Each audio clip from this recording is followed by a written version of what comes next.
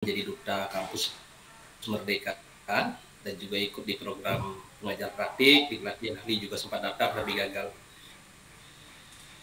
Nah sebenarnya itu saya ingin belajar lebih banyak lagi bagaimana menjadi duta Merdeka Belajar, Pak. Oke, jadi topik yang ingin Bapak angkat adalah bagaimana menjadi duta Merdeka Belajar gitu ya Pak ya? Ya, betul. Oke. Nah, di sesi ini nih Pak, kita punya waktu ya 15-20 menit ke depan nih Pak. Apa nih yang ingin Bapak dapatkan dari hasil pembicaraan kita? Sebenarnya saya ingin lebih banyak ke bagaimana mengenal sasaran dari sebagai duta kan tentu saya harus menyampaikan program-program pemerintah nantinya, tetapi bagaimana saya bisa mengenali calon sasaran untuk Merdeka Belajar itu. Oke. Jadi hari ini Bapak ingin fokus ya, kalau kita berbicara Merdeka Belajar itu banyak komponennya ya Pak ya yang harus dibahas. Nah, di hari ini, di sesi ini Bapak ingin fokus kepada bagaimana mengenali sasaran Merdeka Belajar, begitu Pak? Iya, betul, Pak Chandra. Sudah kegambar Bapak Ibu di tujuan ini? Ya, jadi topik itu adalah globalnya, rumah besarnya. Topiknya pada jero ini ingin menjadi duta Merdeka Belajar, gitu ya. Nah, dari duta Merdeka Belajar itu kan banyak hal yang harus dipelajari. Salah satunya adalah mengenali sasaran. Ya, jadi mengenali sasaran itu adalah bagian dari si duta belajar itu. Nah, itu yang akan kita bahas. Jadi jangan sampai lupa ya Bapak Ibu, yang pertama adalah tanyakan topik yang ingin dibahas. Dan yang kedua, ini pertanyaan kedua adalah hasil yang ingin didapatkan. Oke. Oke, verifikasi ya Bapak Ibu. Nanti ke coachingnya nggak usah, kita di tujuan ya, kita di identifikasi nggak usah ya. Itu karena ini adalah kita belajar ya Bapak Ibu. Oke, Bapak tadi ingin mengenali sasaran dari Merdeka Belajar. Mengenali yang Bapak maksud itu yang bagaimana ya Pak? Jadi gini Pak, kalau di perguruan tinggi kita kan ada beberapa program Merdeka Belajar seperti pertukaran mahasiswa misalnya, kemudian kalau di jenjang sekolah ada SNKPK, kemudian ada guru penggerak, kemudian ada sekolah penggerak, ada pelatih ahli gitu. Tetapi dalam hal ini sebagai duta saya ingin tahu bahwa sebenarnya yang potensi, misalnya sasarannya guru-guru atau kepala sekolah, kira-kira yang potensi untuk saya undang jika saya ingin menyampaikan tentang program misalnya sekolah penggerak gitu, misalnya untuk kepala sekolah, seperti apa kepala sekolah yang gambarannya kurang lebih kriterianya, oh ini kepala sekolah cocok diundang nih, oh ini guru ini cocok diundang nih, Kaprodi ini cocok diundang nih, kemudian seperti Pak Ewan nggak cocok diundang misalkan.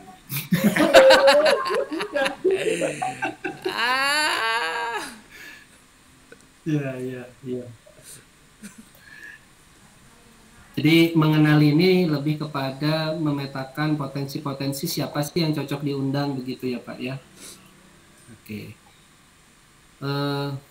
Kalau melihat situasi yang ada sekarang menurut Bapak ya gitu, dengan latar belakang Bapak sebagai dosen, siapa nih yang cocok untuk Bapak undang? Karena programnya cukup banyak, kalau di perguruan tinggi pasti saya harus mengundang dekan atau wakil dekan akademik. Tapi kalau di jenjang sekolah, kalau lihat bahwa daerah sasaran sekolah penggerak yang kedua ini adalah tiga kabupaten ya, yang yaitu Bulungan dan KTT, yang tambahannya sebelumnya Nunukan, saya inginnya kepala sekolah. Nah, namun kepala sekolah ini tadi dekan, wakil dekan, prodi, kemudian yang ketiga adalah kepala sekolah, wakil kepala sekolah, dan guru tentunya. Ya. Cuman ini itu karena banyak sekolah, jika saya bersurat ke Dinas Pendidikan Kabupaten untuk sekolah dasar dan menengah, atau ke Dinas Pendidikan Provinsi untuk SMK SMA. Takutnya Pak Jero pilih sendirilah gitu kan. Itu yang saya khawatirkan. Kalau misalnya setuju, kalau seperti Pak Dr. Munir misalnya sudah punya identifikasi calon istri, calon kepala sekolah yang bagus, ya calon istri kali. Sebenarnya agak mudah. Cuman di situ saya sedikit perlu bantuan kriteria kepala sekolah. Maksudnya apakah ada unsur prestasi atau misalnya unsur gedung, sarana prasarana atau standar nasional lainnya lah. Yang penting untuk saya lihat gitu. Oke. Jadi mengenali sasaran ini lebih kepada mengenali kriteria yang pas gitu ya Pak ya, yang prioritas untuk diundang. Karena kalau tadi dari hasil Bapak sampaikan, terutama dari sekolah akan sangat banyak begitu yang diundang. Nah, sejauh ini gitu, kalau ya harapannya sih semua bisa ideal terlaksana ya Pak ya. Kampus bisa terlaksana, kemudian sekolah juga bisa terlaksana. Kalau dari sisi effort nih, atau dari sisi potensi yang Bapak miliki sekarang, Bapak cenderung yang mana ya Pak ya?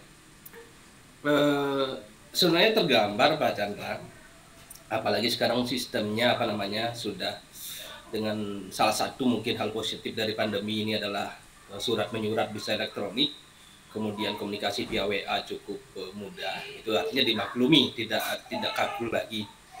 Terpikirnya begini, saya tidak menentukan kriteria dulu bahkan, tetapi saya cuma mengundang bahwa Bapak Ibu, kami Universitas Borneo Tarakan, Lembaga Pengembangan Pendidikan dan Penjaminan Mutu ingin ingin mengundang Bapak Ibu diskusi tentang program Merdeka Belajar di Kalimantan Utara. Bagaimana provinsi kita yang masih termuda ini bisa berkontribusi terhadap program Mas Menteri pada khususnya. Dan ini programnya daring, terbatas hanya 10 atau misalnya 20 peserta. Saya inginnya begitu Pak. Jadi siapa cepat dialah yang bisa gitu sebenarnya. Jadi tidak perlu lagi, apakah kalau begitu memungkinkan gitu. Jadi betul-betul yang hadir itu seperti teman-teman di CPP ini yang betul dari dirinya sendiri memang ingin berkontribusi Pak. Jadi Bapak tidak mau berepot dengan kriteria ya, tapi dengan kemudahan sekarang tinggal broadcast saja 10-20 peserta, maka siapa yang hadir ya dia yang punya komitmen begitu.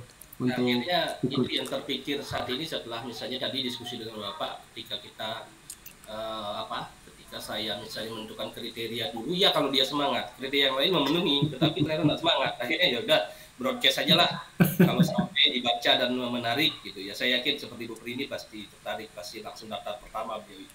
Iya. Gitu, Erna, dan kalau Pak Munir mungkin belakangan kali. Ya, oke. Nah, ya, Bapak Ibu ya, kita berlama-lama di identifikasi ini karena tadi sudah agak bergeser dari kriteria yang dimaksud oleh Pak Jero kan. Kalau diklasifikasikan ya, pesertanya itu akan ada dekan, wakil dekan, atau dari universitas dan dari sekolah begitu. Kebayang akan banyak dan lamanya. Ternyata setelah agak dalam gitu saya menelusuri, maka kriteria itu menjadi disederhanakan ya, tidak sekolah non sekolah atau tidak sekolah dan universitas, tetapi beliau akan melakukan ingin coba broadcast gitu ke peserta-peserta yang ada begitu ya. Nah, nanti tinggal dilihat apakah berminat atau tidaknya itu dari kehadiran. Gitu. Nih, gimana Bu Frini? Mau mencoba bertanya ke Pak Jero? Silakan dilanjutkan Bu pertanyaannya. Enggak, ini bertanyanya seputar yang dijelaskan di identifikasi ini ya Pak. Mohon maaf, jadi potong dulu simulasinya gitu.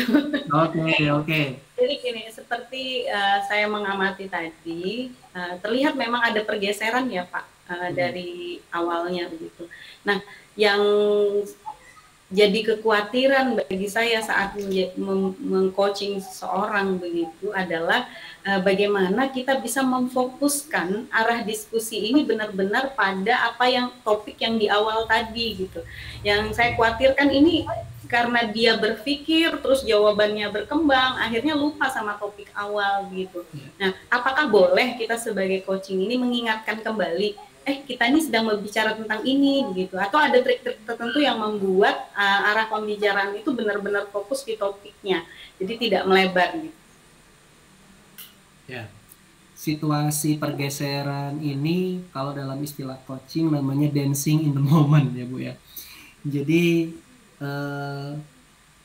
hasil yang ingin Pak Jero dapatkan adalah tentang mengenali sasaran. Sebenarnya dari hasil obrolan ini tadi, beliau sudah mengenali sasarannya, yaitu sudah bisa dibagi lagi bahkan sekolah dan universitas. Sekolah dengan perangkatnya, ada dekan, wakil dekan, sampai kaprodi. Kemudian sekolah itu isinya adalah kepala sekolah dan wakil kepala sekolah. Nah, beliau ingin klasifikasi nih, kriteria-kriteria apa saja yang akan beliau undang gitu ya Pak Jero ya. Nah, cuma dari sisi obrolan kita tadi gitu, Pak Jero jadi malah berpikir daripada beliau lama-lama klasifikasi belum tentu datang tadi orangnya. Tadi sudah tercetus ucapan itu gitu ya. Sehingga beliau lebih memilih untuk ya sudah sebar undangan dulu kepada kepada objek gitu yang akan diundang. Nanti akan kelihatan kok mana yang tertarik dan yang tidak tertarik itu dari kedatangan. Jadi selama sebenarnya masih inline Bu, menurut saya sih oke gitu, tidak jadi soal. Bahkan terkadang begini, dalam satu sesi coaching itu tidak menghasilkan sampai TA nih, sampai TA nggak apa-apa juga gitu, karena masih belum selesai di sininya, belum selesai di identifikasi ini. Artinya begini, sebenarnya orang akan mudah melakukan rencana aksi dan membuat tanggung jawab kalau dirinya sudah selesai. Kuncinya di situ. Jadi kita sebagai coach juga mengizinkan gitu kepada coach kita untuk belajar dari situasi dirinya saat itu. Gitu Bu Frini. Boleh Bu disambung dengan pertanyaan selanjutnya untuk Pak Jero. Posisi coach saya serahkan ke Ibu.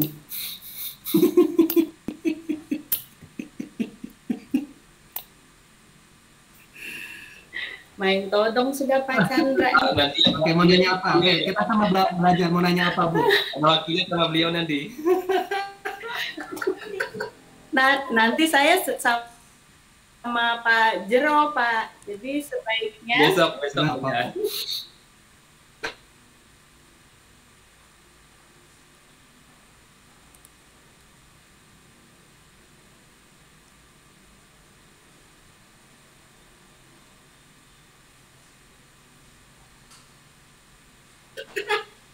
menyebarkan nih undangan untuk sosialisasi kegiatannya itu kepada sasarannya, dan siapa yang berkomitmen dia pasti akan datang gitu ya.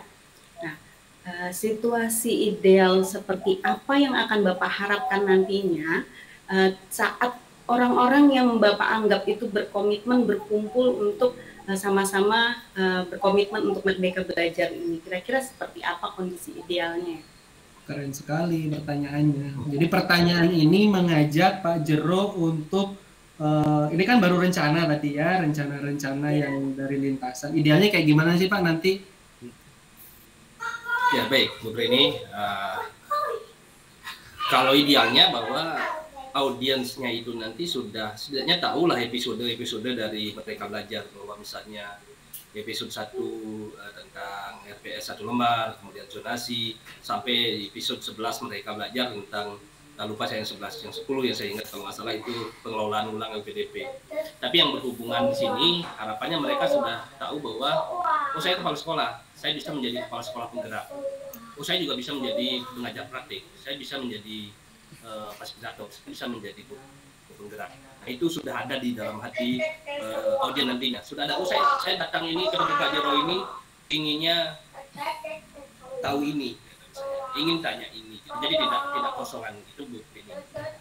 Ya, jadi idealnya kan yang Bapak harapkan adalah orang-orang yang berkomitmen ini datang itu sudah membawa pengetahuan awal begitu Pak ya tentang sekolah penggerak gitu ya Pak Jero. Ya, tidaknya karena program dulu mereka harus tahu gitu kan. Masalah nanti saya sebagai duta harapannya hanya oh Bapak cocoknya begini, Bapak masih muda, kemudian energi, punya pengalaman. Ini Bapak bagusnya daftar ke calon guru penggerak aja lah, biar jadi kepala sekolah nantinya. Oh Bapak ini punya pengalaman di Widyausaha, punya pengalaman memimpin sekolah. Bapak bagusnya jadi ini aja, jadi pengajar praktik atau apa namanya, jadi pelatih ahli aja cocoknya. Nah nanti harapannya begitu aja Bu. Jadi setelah masuk mereka memanfaatkan dari situ Bapak cocok ini kriteria ini programnya nanti buka ini. Oh Bapak guru SMK ya, Bapak harus ikut upskilling dulu, coba akses webnya ini. Oh Bapak guru SMK ya, Bapak ikut SMKPK aja. Gitu. Jadi, kayak gitu misalnya. Ini mereka tulisnya dulu judulnya, tapi nanti harapnya saya bisa memberikan apa dokumen berdoman untuk itu Bu. Terima kasih. Ya, baik artinya kan kondisi idealnya adalah mereka sudah paham tentang program, jadi Pak Jero tinggal mengarahkan aja. Tetapi menurut pandangan Pak Jero sendiri nih, kondisi saat ini kepala-kepala sekolah itu sudah paham nggak tentang program tersebut atau mungkin sangat paham sekali begitu. Kira-kira seperti apa kondisi saat ini menurut pandangannya Pak Jero? Kalau lihat di beberapa kabupaten, kalau misalnya anggaplah pengajar guru penggerak ini kan kalau Tarakan wilayah sasaran yang kedua setelah Tanah Tidung. Tapi kalau saya lihat pendaftar di kabupaten sebelumnya itu di persentasenya kalau dipersentasekan kayaknya hampir sama sih Bu ini antara Tarakan dan KTT. Kalau Tarakan saya lihat calon guru penggeraknya 49, tetapi kalau di KTT kalau tidak salah masih di bawah 10. Tetapi kalau lihat rasio guru banyaknya guru di KTT dan banyaknya guru di Tarakan secara persentase saya lihat mungkin hampir sama. Tetapi kalau kita hitung lagi Bu ini secara nasional bahwa kalau kita lihat program angkatan 4 ini kan kita sasarannya itu kurang lebih 50 guru per satu kabupaten. Dan Tarakan ada 49 guru yang lolos calon guru penggerak itu sudah mendekati. Ini artinya itu Tarakan sendiri kalau saya lihat sekolah dan warga sekolah sangat antusias dan secara nasional peringkatnya bagus gitu kan. Kemudian kalau dilihat di sekolah penggerak tahap 2 ini yang masuk Bulungan dan KTT, harapannya nanti dari 5 kabupaten kota di Kaltara dan 3 diantaranya sudah menjadi wilayah sasaran. Di situ sebenarnya pihak dinas dan warga sekolah saya lihat sudah sangat bagus. Begitu Bu. Baik Pak, itu menurut pandangan Bapak sekitar ada 50 guru yang akan memahami tentang program penggerak. Nah, tadi kan sasarannya yang disampaikan. Mohon maaf ya Bu Vini ya. Iya Pak. Boleh saya potong dulu nih karena masalah waktu ya. Jadi nanti kalau ini bisa diganti. Boleh nanya nih di luar simulasi. Ya, silakan. Nah, ini kan tadi bergeser nih Pak. Tadi awal kan sasarannya adalah kepala sekolah. Kemudian ini bergeser ke guru gitu. Nah, saya ini mau meluruskan tadi rencananya. Kalau terjadi seperti ini tuh gimana? Pak Ari ketawa-ketawa Pak Ari itu. Tidak sabar dia. Bisa pokoknya putar tanyakan lagi Bu. Artinya kan tadi Pak Jero memilih sasarannya kepala sekolah. Cuman dari hasil perkembangan kita berbicara, ternyata Bapak memilih guru nih. Di antara dua itu mana nih yang akan Bapak prioritaskan terlebih dahulu? Bisa minta klarifikasi begitu aja. Berarti nggak masalah ya Pak ya? Nggak masalah.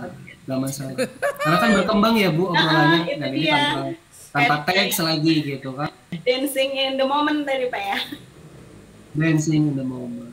Betul ya, dancing in the moment. Oke ya, saya anggap di sesi identifikasi ini clear. Pusing bukan cek. Jadi Pak Jero akan lebih memilih untuk melakukan melakukan undangan gitu ya. Oke, kita lanjut ke identifikasi, kemudian kita lanjut ke rencana aksi. Tadi Bapak berencana nih Pak untuk membuat undangan ke sekolah dan ke universitas. Di antara dua institusi ini, undangan ke siapa nih Pak yang akan Bapak prioritaskan terlebih dahulu? Ya, baik Pak Chandra. Kalau setelah tadi saya ditanya-tanya, akhirnya kalau lihat peran saya sebagai duta kampus Merdeka, sebenarnya saya lebih memilih universitas. Itu dulu sementara. Karena ada beberapa kampus dan politeknik, universitas dan politeknik dan sekolah tinggi di Kaltara. Tetapi yang kedua, kalau melihat saya juga berpeluang sebenarnya yang menjadi pelatih ahli ataupun menjadi pengajar praktik, maka saya sebenarnya juga tertarik untuk mengundang kepala sekolah. Cuman yang ingin saya dapat pendampingan sedikit, masukan, apakah saya tidak punya lagi kewenangan seandainya saya mengundang misalnya kepala sekolah, apakah itu berada di LPMP, sehingga nanti itu yang saya takutnya, wah ini kurang kerjaan ini orang Borneo ini, dia kampus Merdeka tapi dia mengundang juga wewenang kami gitu lah, itu sebenarnya. Atau mungkin saya bisa mendapat masukan bahwa adakah celah kolaborasi yang mungkin kami lakukan antara duta kampus Merdeka dengan misalnya LPMP ataupun Dewan Pendidikan misalnya begitu. Itu barangkali mohon masukan dari Pak Cakra. Baik, kalau secara ranah Bapak inginnya tidak hanya universitas ya Pak ya, tetapi juga ke arah sekolah begitu. Nah, tadi Bapak kalau secara kewenangan masih di universitas nih ya Pak ya, apa yang bisa memastikan bahwa undangan itu bisa diterima nih Pak oleh si objek yang ingin Bapak undang? Baik, kalau untuk perguruan tinggi, terutama perguruan tinggi negeri atau politeknik negeri, kami punya bahwa saat ini Kementerian punya edaran tentang adanya namanya indikator kinerja utama.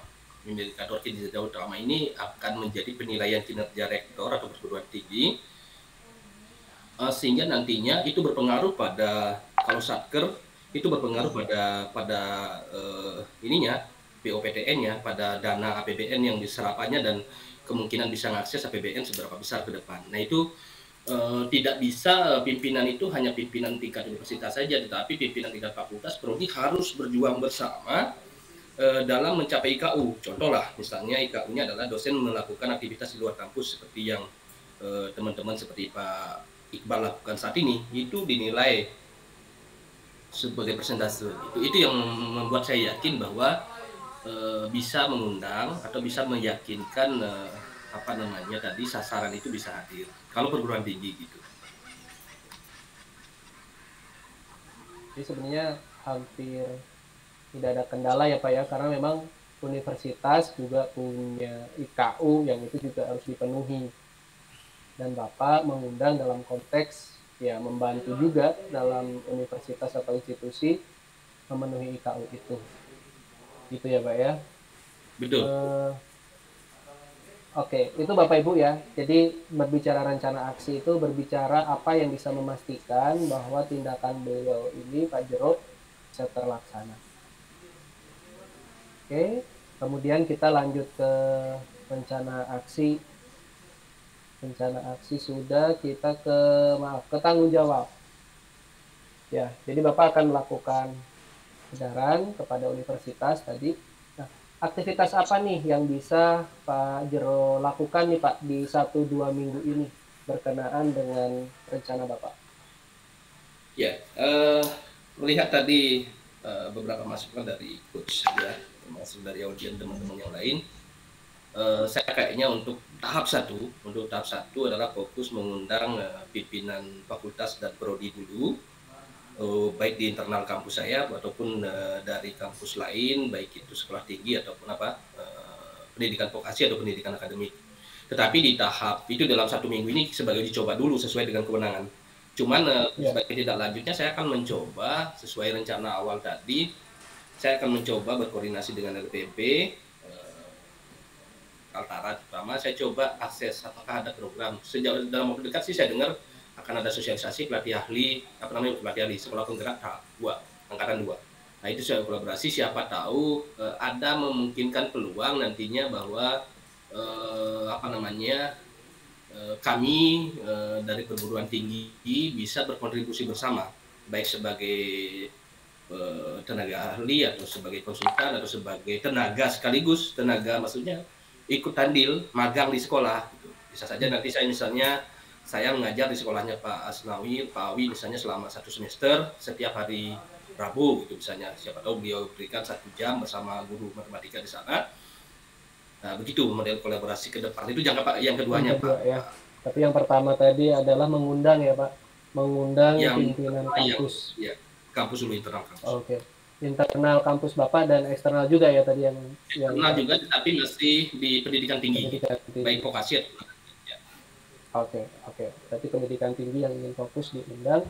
Nah, untuk bisa mewujudkan itu bantuan atau dukungan dari siapa nih Pak yang Bapak harapkan?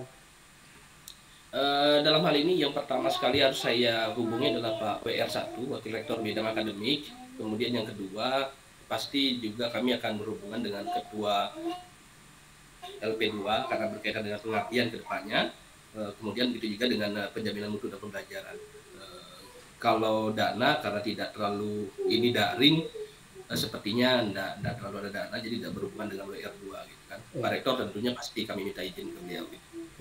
Jadi Bapak akan meminta dukungan ke yang bersangkutan tadi ya Pak ya, Wakil Rektor 1, Wakil Rektor 2 maaf, kemudian LP2 sama izin ke Rektor.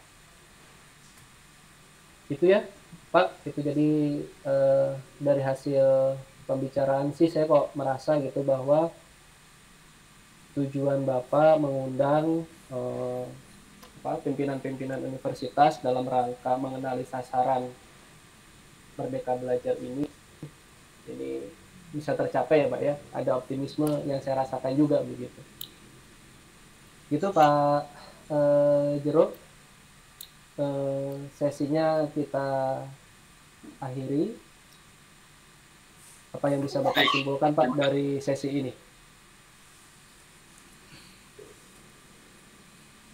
Ya baik, terima kasih Pak Chandra. Setidaknya saya sudah punya gambaran apa yang harus dilakukan, kemudian sasaran sudah terbayang ya. Terima kasih banyak atas waktunya, atas masukannya, pertanyaan-pertanyaan pancingannya sehingga saya bisa berpikir dan mengenali situasi juga. Terima kasih. Selamat sore. Selamat sore. Gitu ya Bapak Ibu. Waktunya aja yang kurang lama lagi sebenarnya untuk menggali. Kurang lebih begitu Bapak Ibu, coaching bekerja tadi di tengah perjalanan ada pertanyaan juga dari Bu Trini.